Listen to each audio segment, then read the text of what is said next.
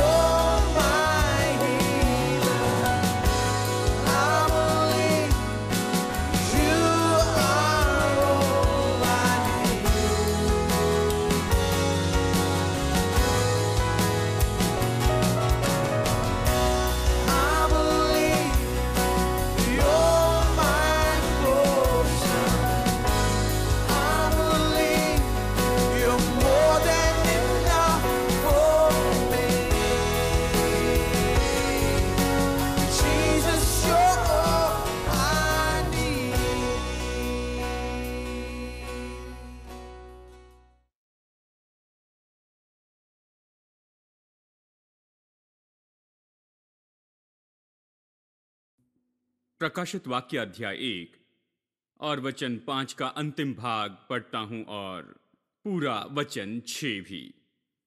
वो हमसे प्रेम रखता है और उसने अपने लहू के द्वारा हमारे पापों से छुड़ाया है और हमें एक राज्य और अपने पिता परमेश्वर के लिए याजक भी बना दिया। उसी को महिमा और पराक्रम युगान युग रहे, आमेन। हम देख रहे हैं कि हम कौन हैं, हमारे पास क्या है और हम क्या कर सकते हैं। बुनियादी रूप में यह पूरे नए नियम की शिक्षा है और यही नया नियम सिखाता है। यह इस विषय में कि छुटकारे ने हमें क्या दिया है, हमारे पास क्या आया है यीशु के क्रूस पर मरने के परिणाम में, और छुटकारे ने हमारे लिए क्या किया है। अब हम हर एक पहलू को नहीं देख रहे हैं कि हम कौन हैं, हमारे पास क्या है और हम क्या कर सकते हैं, क्योंकि ये पूरे नए नियम की शिक्षा है। परंतु हम महत्वपूर्ण पहलुओं को यहां पर देख रहे हैं, विशेषतः उन पहलुओं को जो दूसरे लोग छोड़ देते हैं।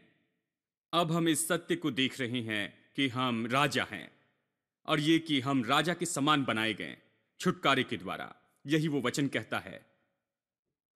यह वचन कहता है कि उसने हमसे प्रेम किया है और उसने अपने लहू के द्वारा हमारे पापों से हमें शुद्ध किया है और उसने हमें राजा बनाया है। अब कुछ कारण से उन्होंने सिखाया कि परमेश्वर हमसे प्यार करता और हमारे पापों को शुद्ध करता, परंतु कभी इस क्षेत्र में प्रवेश नहीं किया जहां यह कहता है कि उसने हमें राजा बनाया।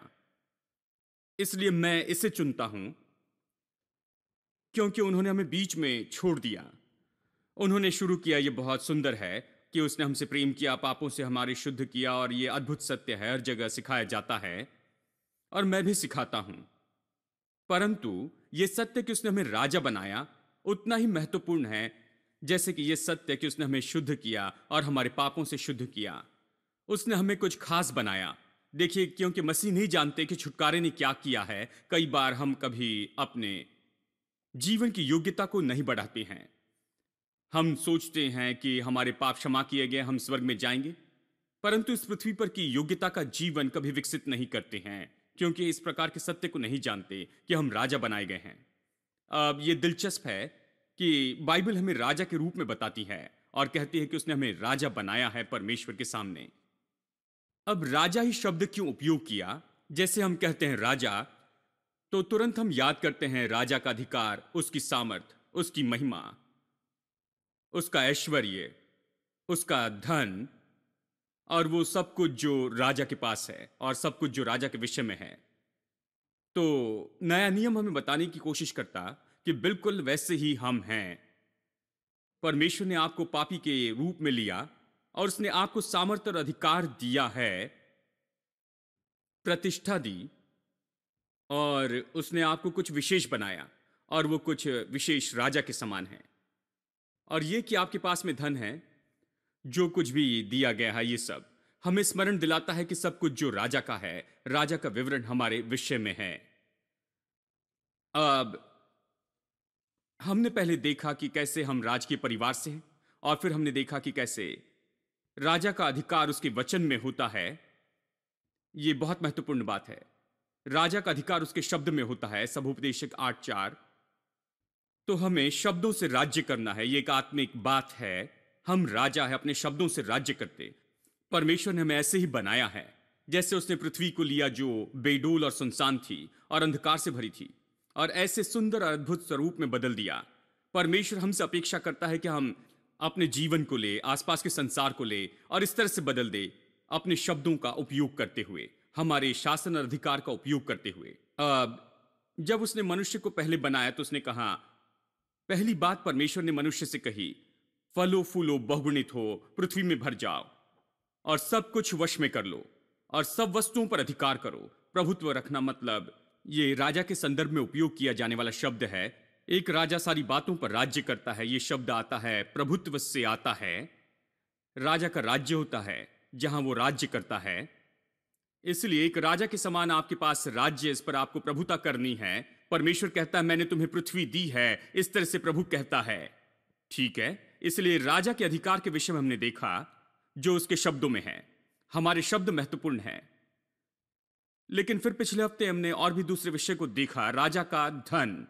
यह बहुत महत्वपूर्ण बात है, क्योंकि आप राजा होकर गरीब नहीं हो सकते हैं। आप कभी एक गरीब जैसे राजा नहीं हो सकते। क्या आपने कोई गरीब राजा देखा? यदि आप राजा हैं तो आपके पास में असीम धन होना चाहिए। यह एक और बात है जिसे बाइबल हमें बताना चाहती है। खास तौर पर यह सत्य है। इसलिए हम नीति वचन 10 से देख चुके हैं। आइए इसे वापस देखें। नीति वचन अध्याय 10, क्योंकि मैं बताना चाहता हूं, फिर एक बार मैंने पहले बताया, लेकिन फिर देखते हैं। नीति वचन अध्याय 10:22, धन यहोवा की आशीष ही से मिलता है और वो उसके साथ दुख नहीं मिलाता। ये दुख नहीं मिलाता शब्द, इसका अनुवाद किया गया है कि वो दर्दनाक कष्ट नहीं देता है। इसके साथ कोई दर्दनाक कष्ट नहीं है। अब यही बात है जिसे बहुत से लोग नहीं जानते हैं कि परमेश्वर ने हमें जीवन इसलिए नहीं दिया कि हम कष्ट उठाते जाएं, केवल मेहनत करें और पसीना बहाए। लोग सोचते हैं कि पैसा कमाने का यही तरीका है, जीने का यही तरीका है, इसी तरह से हमें जीना है। इसलिए जब ऐसा प्रचार करते हैं तो लोग देखते हैं बड़े आश्चर्यचकित रूप में, क्या बात कर रहे हैं। मैंने सोचा इस तरह से हमें जीना है। कष्ट, हमें मजदूरी करनी है, माथे के पसीने से हम खाएंगे। मैं आपको दिखाऊंगा कष्ट कहां से आया। परमेश्वर ने पहले स्थान में कभी कष्ट नहीं बनाया। जब परमेश्वर ने मनुष्य को बनाया, उसने 3 बातें दी। पहला, उसने संगति दी। यह बहुत महत्वपूर्ण है, परमेश्वर के साथ संगति। मनुष्य प्रभु की संगति में था, प्रभु को जानता था, उसके साथ चलता था, वो उसके उद्देश्य को जानता था, उससे सलाह ले सकता था, पूछ सकता था कि क्या करना चाहिए। ये सब मनुष्य निरंतर प्रभु के साथ चलता था, ये संगति है। दूसरी बात जो दी गई, जीवन के लिए काम दिया गया। वो जानता था कि किस लिए वो यहां है। मनुष्य को स्पष्ट काम दिया गया, साफ काम जो उसे करना चाहिए था, उसे काम करना था। और सारी वस्तुएं जो प्रभु ने उसके हाथों में दी, उसकी रक्षा करनी थी, यानी उसका काम था। तो मनुष्य ने प्रभु से संगति की, फिर उसे काम सौंपा गया और फिर उसके लिए प्रबंध किया गया। उसका सारा प्रयोजन पहले से दिया गया था। यह ऐसा नहीं था जिसके लिए उसे मजदूरी करनी थी या फिर काम करके कमाना था। यह पहले से ही वहां पर था। जब मनुष्य आया तो उसके लिए जो कुछ भी चाहिए था पहले से ही बहुतायत में प्रयोजन किया गया। जो कुछ वो चाहता था उससे अधिक। बगीचे में 4 नदियां थी एक मनुष्य के लिए। इसलिए मैं सोचता हूं एक मनुष्य की जरूरत से बढ़कर था। सोना बढ़ रहा था।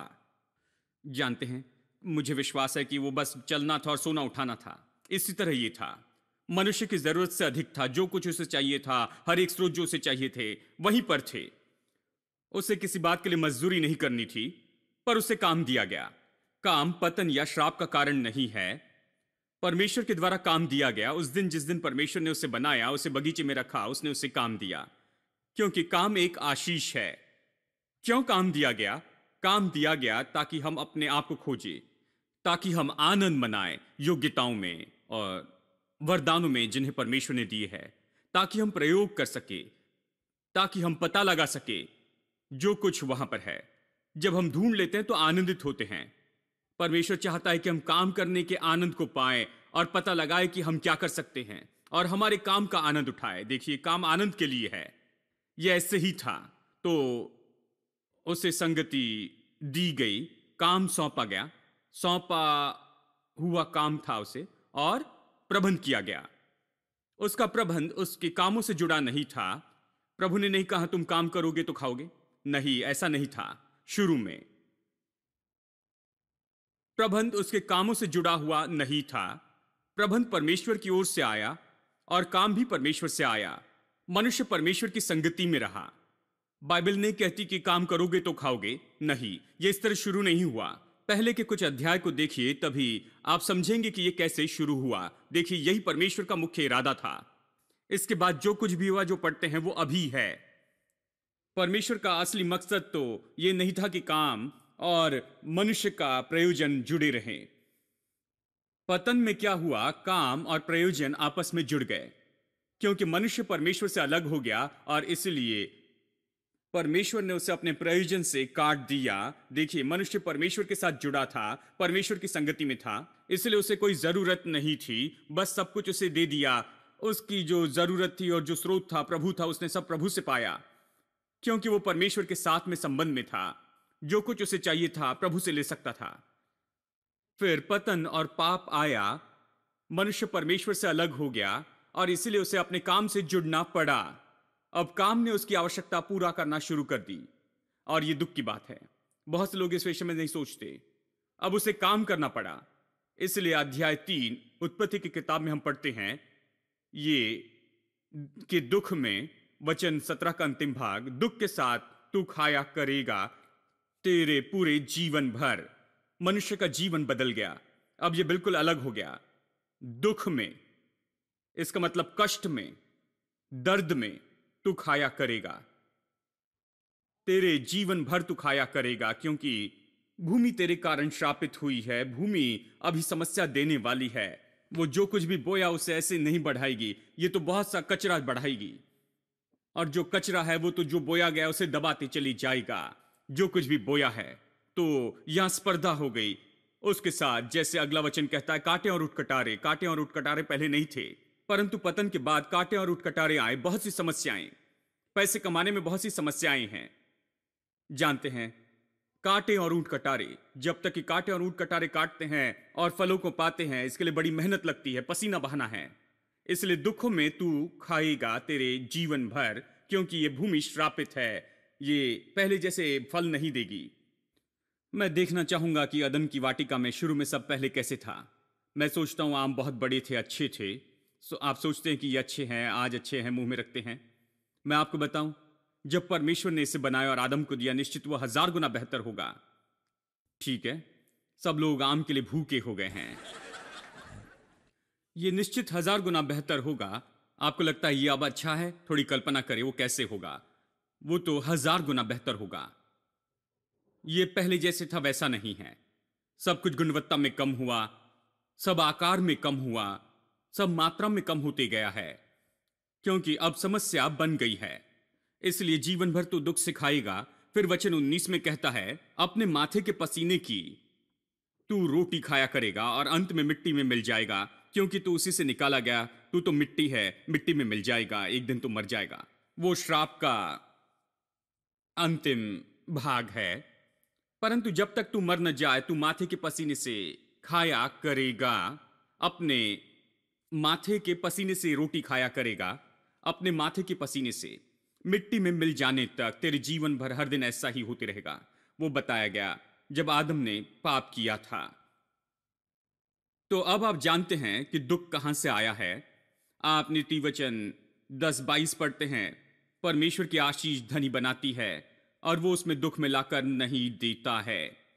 तो तुरंत उत्पत्ति 3:17 में जाना चाहिए, उत्पत्ति 3:17, और दुख को देख ले जो श्राप के द्वारा आया, तू दुख में खाया करेगा तेरे जीवन भर, ऐसा ही वो कहता है। तो वो दुख, परमेश्वर उस दुख के विषय में कुछ करता है। आशीष ने उस दुख को पलटा दिया है, आशीष ने उस दुख को दूर किया है और हमारे लिए आसान बनाया है। तो यीशु मसीह के द्वारा परमेश्वर ने क्या किया है, फिर एक बार उसने हमें परमेश्वर के साथ जोड़ दिया। संपूर्ण संगति, 3 बातें जो आदम ने खोई थी अदन की वाटिका में, उसे वापस दी गई। फिर वापस हम परमेश्वर के साथ जुड़ गए, परमेश्वर के साथ संगति में। अब हम प्रभु के साथ में रह सकते हैं, हम प्रभु के साथ संगति में और संबंध में रह सकते हैं, प्रभु से मांग कर पा सकते हैं और हम विश्वास करके कुछ भी पा सकते हैं, कुछ भी हम संसार में पा सकते हैं। यह हमारा कार्य नहीं जो हमने किया है, परमेश्वर ने इसे पूरा किया। स्वर्गीय पिता हमारा प्रयोजन करता है। इसलिए यीशु ने कहा, आकाश के पक्षियों को देखो, क्या वो काम करते हैं, क्या वो काटते हैं, क्या वो बोते हैं, क्या वे काटते हैं? नहीं, वे कुछ नहीं करते, परंतु वो अच्छे से जीते हैं क्योंकि स्वर्गीय पिता उन्हें खिलाता है। तो हे लाचार मनुष्य, तुम बहुत संघर्ष कर रहे हो, लेकिन पक्षियों को देखो, जंगल के शोषण पर ध्यान दो, क्या वो काम करते हैं? वे क्या कर रहे हैं? कुछ नहीं करते, और स्वर्गीय पिता उन्हें देता है। और सुलेमान भी जंगली शोषण से अच्छे वस्त्र पहने हुए नहीं था। वे आज है और कल चले जाएंगे, लेकिन वो बहुत ही सुंदर ढंग से वस्त्र पहनाए गए। इसलिए परमेश्वर चाहता है कि हम जंगली शोषण के समान जिए। परमेश्वर चाहता है कि हम आकाश के पक्षी के समान जिए। परमेश्वर हमारे लिए आकाश के पक्षी और जंगल के शोषण से भी आसान बनाना चाहता है, क्योंकि आकाश के पक्षी और जंगली शोषण से भी हम बहुत ही अधिक विशेष हैं। क्या यह अद्भुत नहीं? अब बहुत से लोग सोचते हैं कि एक बात जो परमेश्वर करता है वो ये है कि वो इससे अधिक कठिन बनाता है, क्योंकि केवल जब वो कठिन बनाता है तो अब हम कुछ सीख सकते हैं और हमारे लिए अच्छा है। जब मैं छोटा था, मैंने ऐसे बहुत से संदेश सुने। उन्होंने कहा, कठिनाई आपके लिए अच्छी है। वे इस तरह प्रचार करते थे, कठिनाई को सहने के और उसमें से बाहर आने के साथ आत्मिक लाभ। हम चर्च में जाते, चर्च में जाना ही बहुत मुश्किल था। बस से जाना पड़ता था, जानते हैं सब कुछ, और वहां बहुत दूर उतरना पड़ता था। और हम चर्च गए, बहुत ज्यादा पैसा खर्च किया और वहां पर पहुंचे और हमसे कहते हैं, आप यहां पर आते हैं बहुत सी कठिनाइयों के साथ, परंतु कठिनाई आपके लिए अच्छी है। हमने वो संदेश सुना और अपनी भेंट भी चर्च में दी और हमने संदेश के लिए पास्टर का धन्यवाद किया। हम वहां से बच नहीं निकल सकते थे, क्योंकि अगर नहीं जाए तो अगले दिन पास्टर घर में आएंगे। इसलिए अच्छा है कि वहां पर जाकर रविवार को चेहरे दिखाएं। तो हम बहुत ही नम्र लोग थे। मसीह लोग संयमी और नम्र लोग होते हैं, बहुत अच्छे लोग। वे ऐसे ही हैं जिन्हें कह सकते हैं कठिनाई आपके लिए अच्छी है, और वो सुनते और कहते हैं आमीन। जरा कल्पना कीजिए, देश का एक अगवा या नेता या कोई खास लोगों के सामने खड़े होकर कहे कठिनाई आपके लिए अच्छी है, कीमतें बढ़ रही हैं, आपके लिए अच्छा है, नौकरियां जा रही है, ये आपके लिए अच्छा है, ये आपको पाठ सिखाएगी, आप बीमार हो रहे हैं, ये आपके लिए अच्छा है, ये आपको पाठ सिखाएगा, बीमारी ये आपके लिए लाभदायी है, और आर्थिक कठिनाइयां अच्छी हैं। अगर इस तरह से वो कहते हैं तो अच्छा है कि भीड़ से बाहर आ जाए, क्योंकि कोई जल्दी ही पत्थर मारने वाला है। वहां के लोग दयालु नहीं है। उस व्यक्ति पर कुछ समय में पत्थर उड़कर आने वाले हैं, परंतु मसीह लोग संयमी हैं। वे अच्छे लोग हैं, भले लोग हैं। चर्च में आते हैं, वे मुस्कुराकर बैठते हैं, और पास्टर कहते हैं कठिनाई आपके लिए अच्छी है, और ये भी कहते हैं कि गरीबी आपके लिए अच्छी है, और यहां पर गरीब होने के साथ अच्छे लाभ हैं। यदि आप धनी होते हैं, आप परमेश्वर को छोड़ देंगे, आप गलत मार्ग पर जाएंगे। मैं आपको बताऊं, निर्धन होना बेहतर है। धन्य है वे जो निर्धन हैं। वे वहां पर बैठकर कहते हैं आमीन और घर जाते हैं। एक भाई ने कहा संपन्नता का आप प्रचार करते और ये सब कुछ, ये महत्वपूर्ण नहीं है ब्रदर। मैंने कहा क्या महत्वपूर्ण नहीं? संपन्नता महत्वपूर्ण नहीं, हम स्वर्ग में जाएंगे या नहीं, ये सबसे महत्वपूर्ण है। मैंने कहा ब्रदर, मैं सोचता हूं आपको कहीं दूर छोड़कर आना चाहिए, जहां पर आपको 4 दिन भोजन न मिले और आपके बच्चों के लिए कोई कपड़े न मिले, आपके पास फीस भरने के लिए पैसे न हो और ये सब कुछ। तब आप जानेंगे कि समृद्धि कितने महत्वपूर्ण है। देखिए, बहुत से लोग कभी नहीं सोचते हैं, कभी नहीं जानना चाहते, परंतु यीशु ने हमेशा इन बातों पर ध्यान दिया कि लोग पूछ रहे थे कि क्या खाएंगे, क्या पिएंगे और क्या पहनेंगे और क्या करेंगे, मैं क्या करूंगा। उसने कहा इस विषय की चिंता ना करो, तुम्हारा स्वर्गीय पिता तुम्हारी देखभाल करेगा। आकाश के पक्षियों को देखो, जंगल के सोसन को देखो, वे काटते नहीं, वे परिश्रम नहीं करते, वो बोते नहीं है, वे काटते नहीं हैं, वो कुछ नहीं करते, परंतु तुम्हारा स्वर्गीय पिता उन्हें खिलाता है। उनसे तुम लोग कितने विशेष हो। इस तरह उसने प्रचार किया। अब आज मैं बिल्कुल यही प्रचार कर रहा हूं। आमीन। मैं आपको वचन सुना रहा हूं, आपके कष्ट से बाहर परमेश्वर की आशीष में। कष्ट से बाहर आओ और परमेश्वर की आशीष में चलो, क्योंकि धन यहोवा की आशीष ही से मिलता है और वो उसके साथ दुख नहीं मिलाता। वो दर्दनाक कष्ट को आपके परिश्रम से पूरी तरह दूर कर देता है। अब मेरे साथ यशायाह अध्याय 9 और चलिए वचन 6 पढ़ते हैं। जब मैं इसे पढ़ता हूं तो लोगों को लगता है ये क्रिसमस का संदेश है। जानते हैं, ये हमने अलग अलग कर दिया, नए साल का संदेश, ईस्टर का और गुड फ्राइडे का संदेश, और हम ये नहीं सोचते कि इसमें इसके बजाय और भी कुछ होगा। परंतु इसे सुनिए, वचन 6, क्योंकि हमारे लिए एक बालक उत्पन्न हुआ, हमें एक पुत्र दिया गया है और प्रभुता उसके कंधे पर होगी और उसका नाम अद्भुत युक्ति करने वाला, पराक्रमी परमेश्वर, अनंत काल का पिता और शांति का राजकुमार रखा जाएगा। उसकी प्रभुता सर्वदा बढ़ती रहेगी और उसकी शांति का अंत न होगा। चलिए यहीं पर रुकते हैं। प्रभुता उसके कांधों पर होगी, प्रभुता सर्वदा बढ़ती रहेगी और उसकी शांति का अंत न होगा। जब यीशु आएगा वो परमेश्वर का शासन लेकर आएगा, परमेश्वर का राज्य। वो यही कह रहा है कि कैसे वो लेकर आने वाला है परमेश्वर का राज्य। जब वो यीशु आया तो उसने प्रभु राज्य का ही प्रचार किया। उसका प्रचार प्रभु के राज्य के बारे में था। राज्य आया है वो कहता है, परंतु उसी दौरान शैतान ने आदम के पतन के बाद में खुद का राज्य बना लिया इस पृथ्वी पर। उस चोर ने स्वयं के राज्य को स्थापित किया और अब पृथ्वी और इसकी सारी बातें चलाई जाती हैं मूल्यों के व्यवस्था के आधार पर, उस राज्य के अनुसार जिसे शैतान ने संसार में स्थापित किया है। सब कुछ लालच है, हर बात में ईर्ष्या और जलन है, हर बात में धोखा और छलावा और गिराना है। इस तरह की बातें, दुनिया इसी पर आधारित है। ये दुनिया जीने के लिए बहुत मुश्किल जगह है, क्योंकि ये परमेश्वर का शासन नहीं है जो यहां पर चल रहा है। शैतान ने उसके अपने मूल्यों को लगाया और यहां तक कि उसकी प्रणाली यही उपयोग होती है। इस कारण ये सारी बातें यहां पर होती है। इसलिए संसार में बहुत सी समस्याएं हैं और यीशु इस संसार में आता है, दूसरा राज्य लेकर आता है। I was running and you found me. I was blind and you gave me sight. You put a song of praise in me. Oh, I was broken and you healed me. I was dying and you gave me life. Lord, you are my identity.